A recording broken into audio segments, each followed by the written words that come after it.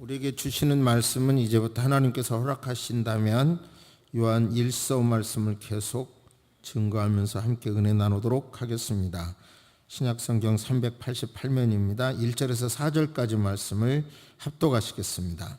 태초부터 있는 생명의 말씀에 관하여는 우리가 들은 바요 눈으로 본 바요 자세히 보고 우리의 손으로 만진 바라.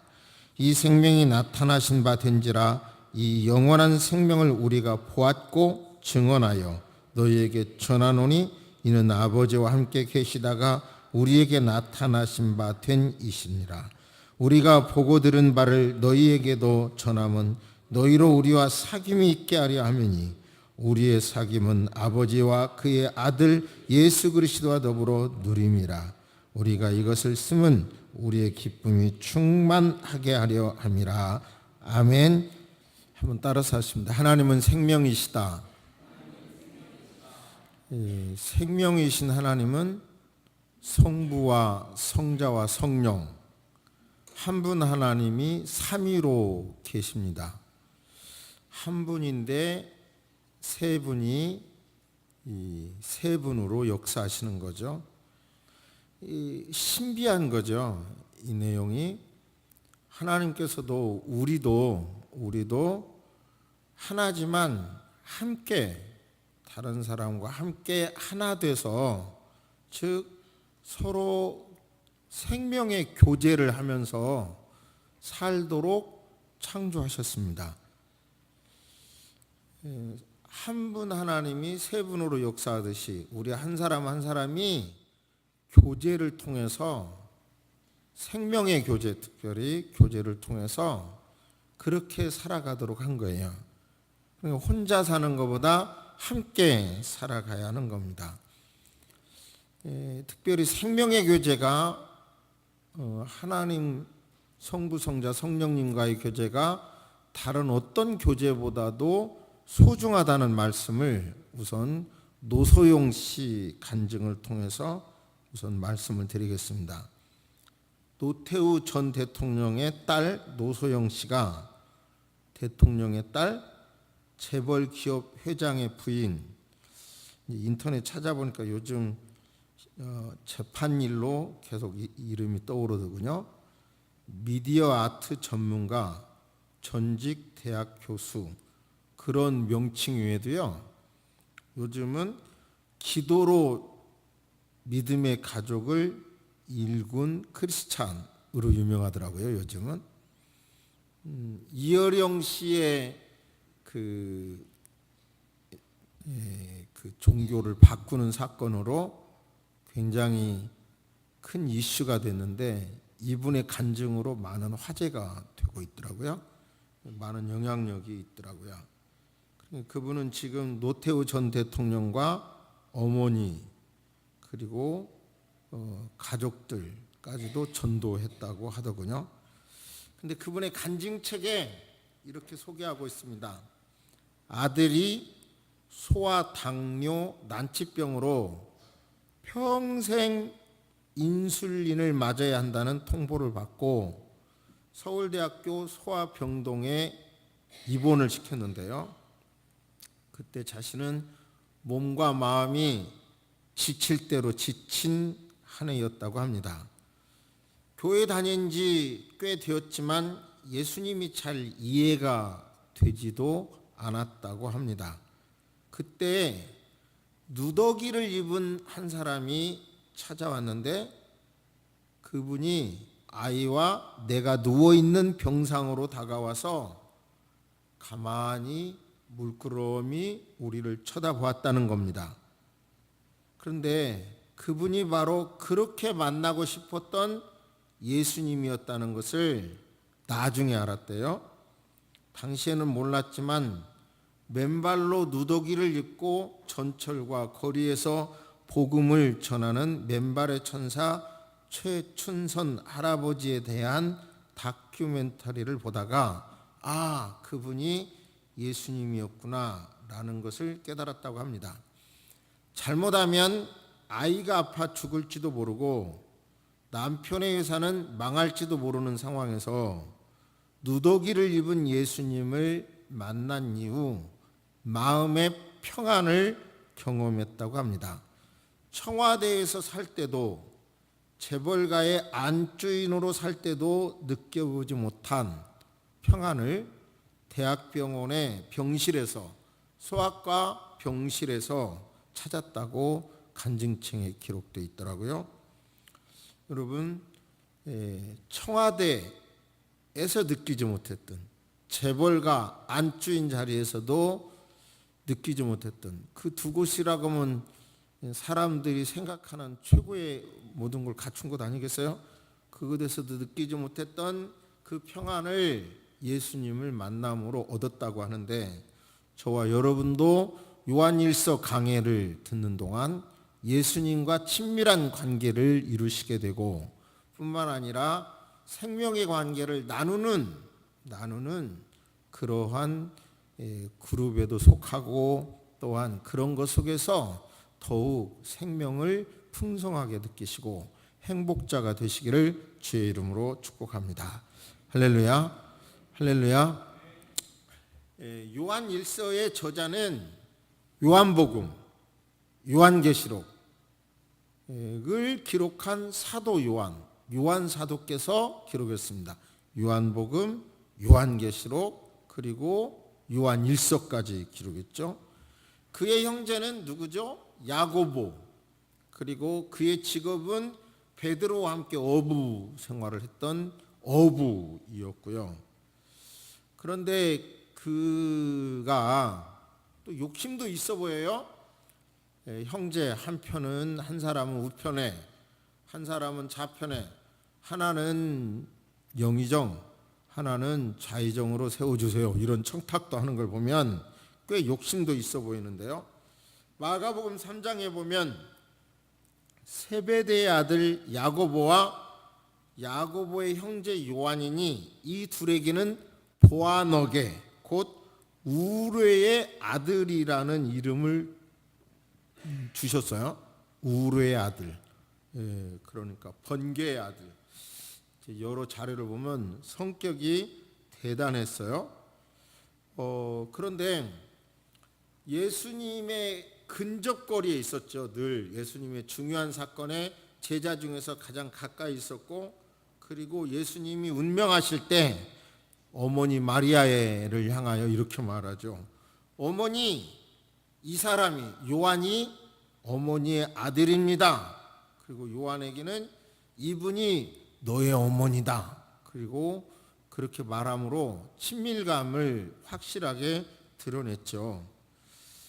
이때부터 요한은 임종 때까지 평생 예수님의 생모 마리아를 모셨죠. 요한을 사도 바울은 베드로와 함께 야고보, 베드로, 요한이 교회 기둥이라고 말하죠. 우르의 아들이라고 하는 그가 노년에는 들것에 실려가면서도 마지막 말을 사랑하십시오, 사랑해야 합니다, 사랑하십시오, 사랑을 강조한 사도가 됐는데요. 그러니까 어떻게 이렇게 됐느냐? 94살의 나이로 그 반무섬에 유배는 됐지만 순교는 안 했다고 그러는데요. 아무튼 사랑을 강조한 사도가 됐는데 어떻게 이렇게 변할 수 있었는가? 그것을 보면 그 이유를 1절에서 찾을 수 있습니다. 읽은 본문에서 1절, 태초부터 있는 생명의 말씀에 관하여는 우리가 들은 바요, 눈으로 본 바요, 자세히 보고 우리 손으로 만진 바라. 이 생명이 나타나신 바 된지라. 이 영원한 생명을 우리가 보았고 증언하여 너희에게 전하노니 이는 아버지와 함께 계시다가 우리에게 나타나신 바 된 이시니라. 저를 보세요. 그러니까 태초에라고 하는 말씀은 유명한 말씀이 창세기 1장 첫 절에서도, 요한복음 1장 첫 절에서도 태초가 나오는데, 잘 아시는 대로 창세기 1장의 태초는 천지 창조하는 시작을 말한 거고요. 요한복음의 태초는 천지창조 이전부터의 태초를 말해요. 시간적으로 말하면 요한복음의 태초가 먼저 있었죠. 그러다가 천지창조를 하셨죠. 그런데 이 말씀을 보면 말씀이, 즉 로고스 말씀이 천지창조부터 있었고 이전부터 있었고 그 말씀이 인간의 육신을 입고 이 세상에 오셨고 그분이 예수 그리스도시고 예수 그리스도를 통해서 우리는 예수 그리스도를 직접 그분의 말씀을 들었고 눈으로 보았고 자세히 보았고 손으로 만졌다. 그것을 요한 사도께서는 증언한다. 너희에게 증언한다. 다시 강조하기를 그분은 누구냐면 아버지와 함께 계시다가 아버지와 함께 계신 말씀이었는데 육신을 입고 오셔서 사역을 하셨는데 나는 그 사역을 보았다, 들었다. 그리고 그 들은 것을 나는 너에게 전한다. 이렇게 말씀합니다. 3절 보시면 우리가 보고 들은 바를 너희에게도 전함은 너희로 우리와 사귐이 있게 하려 함이니 우리의 사귐은 아버지와 그의 아들 예수 그리스도와 더불어 누림이라. 그렇게 함으로 4절 합독하십니다. 시작. 우리가 이것을 쓰면 우리의 기쁨이 충만하게 하려 함이라. 저를 보세요. 그러니까 내가 보고 듣고 만진 그 예수님을, 말씀이신 예수님이 인간의 몸을 입고 왔고 인간의 몸을 입고 오신 그 예수님을 보고 듣고 만졌는데 그것을 나는 너희에게 말한다. 예수 그리스도를 경험한 것을 내가 말한다. 그러므로 내가 말함으로 기쁨이, 우리의 기쁨이, 나와 너의 기쁨이 더욱더 많아지게 하려고 나는 이 말을 한다. 이렇게 말씀하고 있는 겁니다. 여러분, 예수님은 생명이십니다. 생명이시고 그 생명과 우리가 가까이 할수록 생명은 풍성해지는데요. 그런데 결국은 나 혼자 이렇게 느끼고 그렇게 하고 있는 것은 거기서 멈춰버려요. 요한 사도께서도 그것을 말함으로, 내가 만지고 듣고 본 것을 내가 말함으로 더욱더 커지고 있는 것을 느끼니까 더 말하게 되고 그렇게 하고 있는 것입니다. 여러분, 우리는 예수님을 이적을 통해서 만날 수도 있고요, 감정을 통해서, 감성을 통해서도 만날 수 있어요. 그리고 어떤 풍요를 소원함으로 그것이 이루어짐으로 예수님을 만날 수도 있어요. 세상의 모든 종교는 바알을 그렇게 하나님이 싫어하셔도 사람들은 바알에 그냥 무릎 꿇는 이유는 풍요를 가져다 준다고 믿기 때문이거든요. 그런데요, 결국은 세상의 다른 신들을 또 다 풍요를 준다고 주장을 해요. 그러므로 우리는 기독교 신앙이 풍요를 가져다 주는 것이 우선이고, 감성으로 예수님을 만나기를 찬송을 하든 기도를 하든 어떤 감성으로 접속이 되기를 너무 많이 기대하고 이적으로 기대한다면 되게 위험한 신앙이 돼요. 그러니까 이적을 통해서 주님 만나기를 바랍니다. 감성을 통해서 주님 만나기를 원합니다. 어떤 기도응답, 풍요, 문제 해결을 통해서 주님 만나기를 원합니다. 그러나 그것이 우선이 되면 신앙이 변질될 수 있어요. 성경이 말하는 신앙은 그게 아니에요. 원래 말씀이 육신이 되어 우리 가운데 오셨고 그 예수님을 요한 사도께서는 경험을 했는데, 요한 사도 자체도 예수님과 함께 3년 동안 동고동락을 해도 어려움 앞에 도망갔어요. 결국은 성령 체험하고 보혜사 성령을 체험한 다음에 이제 예수님을 위해서 죽으면 죽으리라는 신앙이 된 거예요.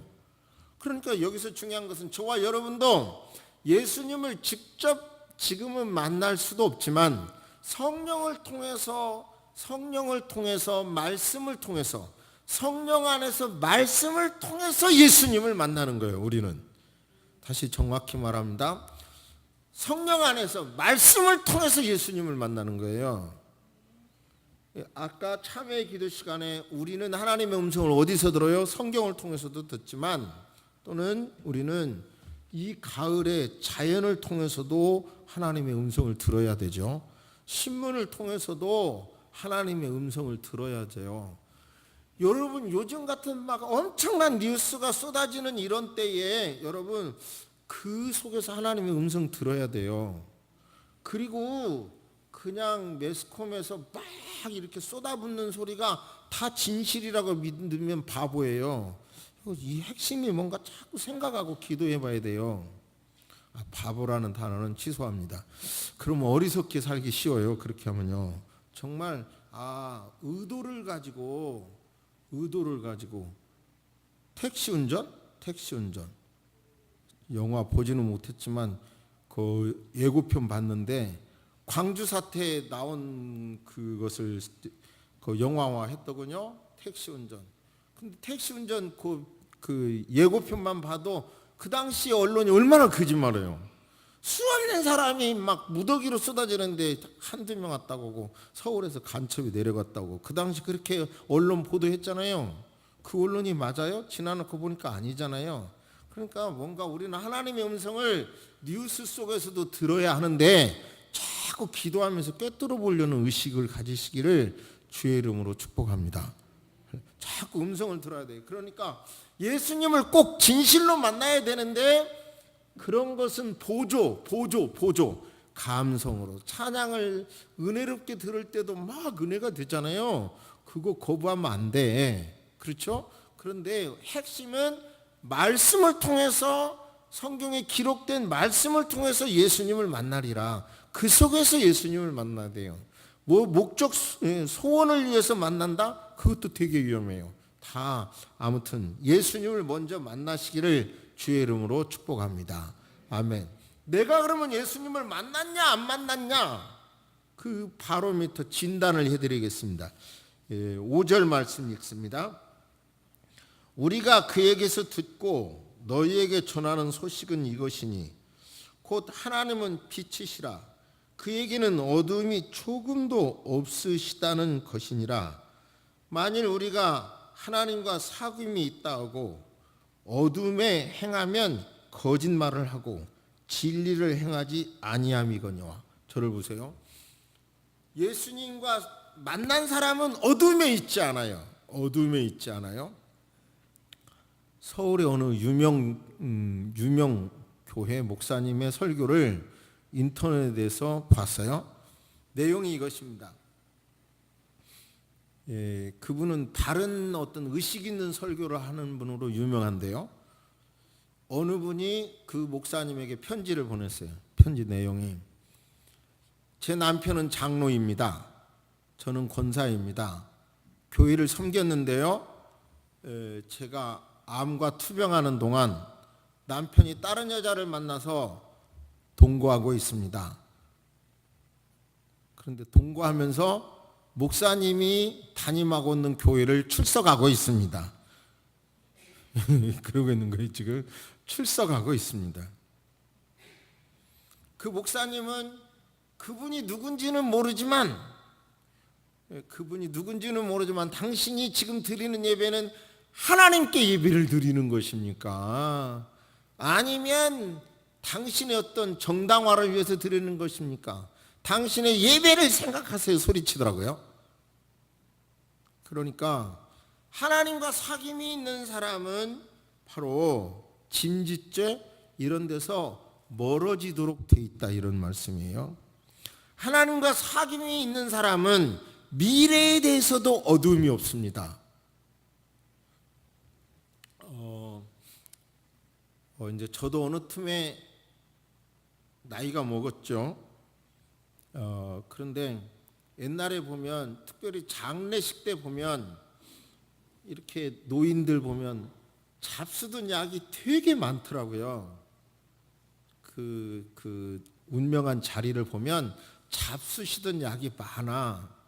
그래서 속으로 아이고 나는 죽을 때 저렇게 약을 안 먹었으면 좋겠다. 그러거든요. 그랬어요. 그런데 비뇨기과에 가니까 무슨 약을 먹으라고 하지. 또 지난번 진짜로 오래간만에 갔더니 당신이 9년 만에 검사한 것이 9년 전입니다. 그러면서 남자가 이럴 수가 있습니까? 현대인이 이럴 수가 있습니까? 뭐 욕을 앉혀놓고 10분 동안 진짜 나를 막 뭐라 10분 동안 얼마나 막 박차고 나오려다가 그래 내 건강을 위해서 들어야지 나를 위해서 하시는 말씀이다. 그랬더니 또 내과에 갔더니 뭐 왜 이렇게 갑자기 혈압이 높아졌어요? 뭐 이러면서 이제부터 혈압약 먹어야 합니다. 안 먹으면 큰일 납니다. 그래서 먹기 시작하면 평생 못 끊는다며요. 그랬더니 그래도 안 먹는 것보다 먹어야 이게 유익합니다. 뭐 또 이러죠. 또 관절센터에 갔더니 또 관절 영양제를 먹으라 그러지. 이거 뭘 벌써 먹으라고 하는 게 뭐 몇 가지인지 이거 한 보따리를 먹어야 될 것 같아요. 육체의 건강은 이렇게라도 그냥 막 노력을 해서 어떻게 한다고 하지만 요즘은 이제 몸이 그렇게 수술한 뒤로 여러 번 말씀드리지만 정말 아침에 일어나면 호흡하고 있는 게 감사하고 심장에 뛰고 있는 게 감사하거든요. 그런데 지난 한 두세 주간 전부터 또 다른 영역을 감사하게 됐어요. 그게 뭐냐면 내가 새소망교회 목사로 그냥 그거냐 있겠지 그랬는데 그것도 하나님의 은혜가 있어야 가능하구나 이게 느껴지고요. 저기 내 아내도 참 옆에 있어주는 것도 하나님의 은혜다 이런 것도 느껴지고요. 자식도 이게 또 하나님의 은혜가 있어야 곁에 있겠구나 싶고요. 아니 진짜 그런 게 느껴지더라고요. 그러니까 우리의 문제는 내 인생에 내가 주인이 아니라는 걸 정말 인정해야 합니다. 이제 보세요. 여러분의 자동차에 여러분이 사용하는 차에 여러 옵션을 여러분이 선택을 하죠. 여러분이 주인이니까 팔 수도 있고 옵션도 선택할 수 있고 살 수도 있어요. 그러나 여러분의 인생은 그렇게 할 수 있습니까? 죽을 수 있어요? 아니에요. 남자로 낳고 싶어서 남자로 나셨나요? 여자로 낳고 싶어서 여자로 나셨나요? 대한민국 국민으로 태어나고 싶어서 태어나셨나요? 인생에 있어서 중요한 건 내 뜻대로 한 거 없어요. 그러니까 주인이 아니에요. 그러니까 결국은 주인이 아니니까 당신이 주인입니다를 인정해야 되는 거예요. 인정해야 돼요. 그러면서 주인이 나에게 뭘 요구하는지 그걸 늘 물으면서 사는 게 인생인 거예요. 요즘은 셀프 주유소가 많잖아요. 그러면 기름을 넣을 때마다 장난기가 발동해요. 제가 여기 경유 기름을 넣어야 되는데 휘발유를 넣으면 어떻게 되지? 만약에 스위치 하나 차이야, 옆에 차이야. 제가 실수를 잘하잖아요. 거기다 만약에 경유차에 휘발유 넣으면 어떻게 되는 줄 아세요? 당장 다 버려요. 엔진 다 버려요.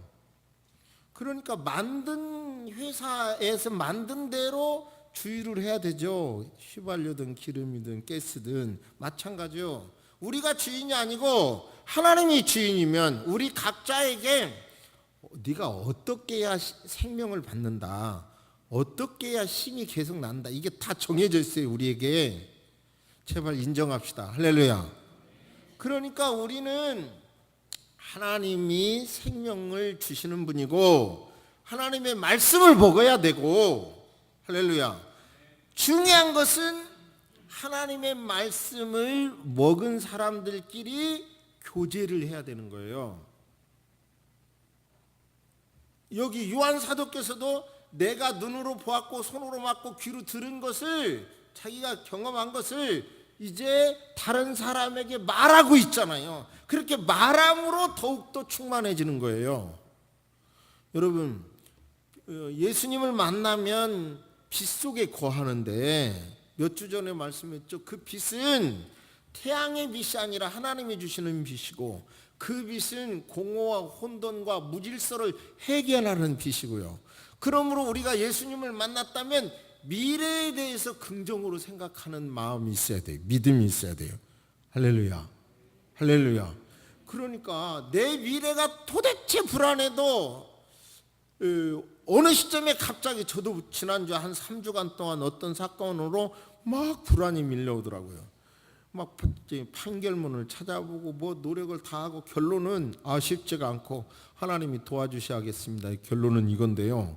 여러분요, 여러분의 자녀가 하는 일이, 하는 태도, 습관, 게으름, 이런 모든 걸 보면 미래가 살 일이 깜깜해 보일 때가 많죠.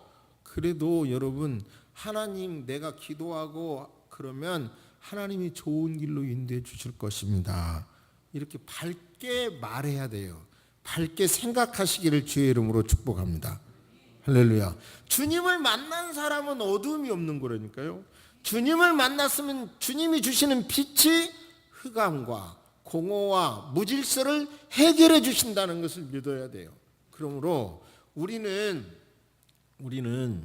이제 내가 예수님을 만났지, 그러면 나 혼자 내가 만난 예수, 내가 경험한 예수를 꿀꺽 하고 말하지 않는 게 아니라, 이것을 말해야 커지는 거예요. 간증해야 커지는 거예요. 나타내서 표현해야 커지는 거예요. 그런데 우리는 어느 틈에 다른 사람과 만나게 되면 열등의식에 빠지기 쉬워요. 내가 뭔데, 저 사람 나보다 다 잘났는데 내가 뭔 말을 해. 또는 에이, 저간 사람한테 내가 왜 말을 섞냐. 우등의식, 교만, 이런 게 있거든요. 근데 여러분, 그거 다 내려놓읍시다. 예수 안에서 만나는 소그룹이, 그 그룹이 아주 소중한 거예요. 세상의 어떤 만남보다 내가 만난 예수를 나누는 사람이 아주 그런 소그룹, 그런 사람이 있어야 되고, 그 속에서 신앙이 커지는 거예요. 그것을 간직하고 키우시기를 주의 이름으로 축복합니다. 그런데 어떤 열등의식은 다 있어요. 열등의식은 다 있는 거 아세요? 그런데 너무 그거에 빠지면 내가 건강한 멤버가 안 돼요. 그리고 너무 교만해도 안 되고, 그렇죠? 그러니까 이 모든 것을 내려놓고 내가 만난 예수, 나를 사랑하는 예수, 그것을 자꾸 이야기하셔야 돼요. 근데 정말 우리는 설교를 통해서 주님의 음성을 듣죠. 들어야 되고요. 그런데 사실 큐티를 이달에도 지금 이제 매일 성경을 저기다 놓는데 덜 사가, 가만히 보니까요. 덜 사가시는데, 사실 내가 성경을 묵상하고 내 스스로 하나님은 이걸 원하시는구나. 하나님은 이런 분이시네. 하나님은 이걸 원하시네. 스스로 깨달아야 이게 굉장한 거예요. 스스로 깨달아야 실천하게 돼요. 변하게 돼요.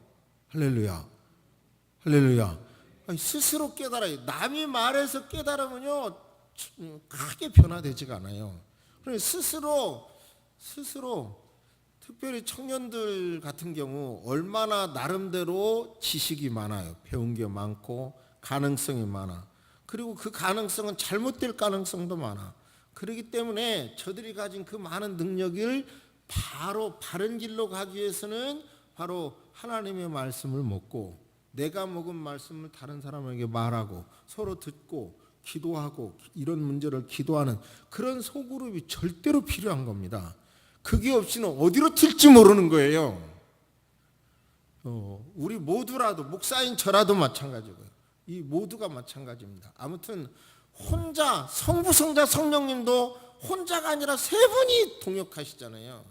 그러니까 여러분, 우리도 내가 있는 소그룹에서 내가 만난 예수님을 자꾸 말해야 된다는 것을 절실히 깨닫고, 우리의 핵심은 다른 사람 얘기를 다 들어줘야 되겠지만, 내 자식 자랑하고 싶고 자식 자랑하고 싶은 거 그거 두 번째예요. 사실 내가 만난 예수님을 그 대화 중에 꼭 이렇게 표현하려는 꼭 의도적인 노력을 해보시기를 바랍니다. 그러면 내가 만난 예수님을 내가 말함으로 더 크게 느껴지고 성령님이 기뻐하셔요. 그렇게 되면 그런 것이 확실히 내가 돼요. 제가 내년에는 제가 소그룹을 안 하면 하다가 말더라고요. 그래서 내년에는 어찌 될지 모르지만 학생들한테 공부 잘하는 방법을 가르치려고 지금 훈련도 가고 세미나도 가고 그러고 있어요. 근데 내가 아는 거 한 가지가 있어요. 제가 목회를 하면서도 학생으로 오래 학교를 다녔잖아요. 근데 제가 특별히 와서 따로 공부 안 해요. 강의만 듣고도 그래도 웬만큼 성적 다 받았어요. 그게 왜 그러냐면요. 저는 강의를 듣고 시험 앞에 뭐를 하냐면 항상 가르쳐요. 이렇게 내가 시험지에 쓸 걸 가르친다고. 때로는 산에 가서 나무 세워놓고 이거 이렇게 막 가르쳐. 이제 우리 애들이 어릴 때는 앞에 앉혀놓고 막 가르쳐. 그러면 지루해가지고 이게 무슨 소리인지도 모르니까 몸을 틀거든요. 그래도 들어봐 해가면서 막 가르쳐요. 그런 게 이제 나중에는 이제 왜 요즘은 설교도 내가 내일 설교 이렇게 할 것이다 하고 막 해요 애들한테. 그러면 혼자 10번 하는 것보다 이렇게 한 번 하는 게 더 잘 돼요. 즉 내가 가르쳐 봐야 돼요. 근데 이스라엘의 교육 방법 중에서 핵심 중에 하나가 내가 배운 것을 가르쳐 보게 하는 거더라고요. 그러니까 제가 중요한 걸 깨달은 거예요. 실천해 본 거예요. 한 번 가르쳐 보면 그냥 쓸 수 있어요. 무슨 말씀인지 목사님이 저 얘기 저기서 하시나 지금 그런 눈으로 두 분이 쳐다보시는데, 그러니까 내가 만난 예수님을 가르쳐 보세요. 말씀해 보세요. 그러면 내 거가 된다니까요. 그러면서 거룩한 생명 공동체를 이루어 가시기를 주의 이름으로 축복합니다. 내가 누구에게도 내가 만난 예수를 얘기할 사람이 없다면 그 자살할 가능성이 높은 사람이에요. 지금 생명이 위태로운 분이에요. 스스로를 점검해 보세요. 내가 좋은 일 만나도 그저 막 이야기할 수 있고 뭐 이런 사람이 없다면 그 위험한 사람이라니까요. 그러니까 나의 관계가 내 생명이 풍성해지기 위해서는 생명 있는 그 말씀을 듣고 나누는 관계가 있어야 되는구나. 가족에게서도 그런 관계가 필요하구나. 이거 정말 진실로 깨닫고 그 관계 형성을 위해서 노력하시기를 주의 이름으로 축복합니다. 아멘. 묵상하십니다. 살아계신 하나님 아버지, 우리가 혼자 사는 것이 아니라 함께 살 수 있도록, 함께 살도록 하나님께서는 아담에게 하와를 창조해 주셔서 함께 살도록 하셨습니다. 기도하는 것은 함께 사는 사람과 적대 관계, 마음의 벽 속에 살지 말게 도와주시고 그 벽을 허물며 살도록 인도해 주옵소서. 단절하고 있는 것이 얼마나 고통스러운 것을 알고 하나님 그 벽을 헐기 위하여 기도하고 노력하는 저들이 되도록 하나님 역사하여 주옵소서. 무엇보다도 교회 공동체 안에서 만나는 소그룹이 얼마나 소중한가를 알게 도와주시고 그 소그룹 안에서 내가 만난 예수 만날 필요성에 대하여 서로 기도를 나누며 생명 관계를 유지할 수 있도록 인도하여 주옵소서. 이것이 얼마나 소중한가를 깨닫게 하여 주신 것을 진실로 감사합니다. 새소망의 모든 성도님들 은총 가운데 살게 도와주시고 말씀 가운데서 살도록 도와주옵소서. 말씀으로 저들을 빚어 주시옵소서. 살아계신 하나님 아버지, 당신이 주인인 것을 받아들이게 하시고 그 주인된 것을 권리를 인정하며 기도하는 겸손하게 사는 우리가 되도록 하나님 축복하여 주옵소서. 2018년도 벌써 11월 달입니다. 은혜 위에 은혜를 더하여 주시고 하나님 아버지시오, 금년도 잘 마무리할 수 있도록 인도하여 주옵소서. 지금은 우리 주 예수 그리스도의 은혜와 우리 하나님의 놀라우신 사랑과 성령님의 감화 감동 교통하심이 추수감사절 2018년 추수감사절을 앞두고 감사를 묵상하는 모든 성도들에게 이제로부터 영원토록 함께 있을지어다. 아멘.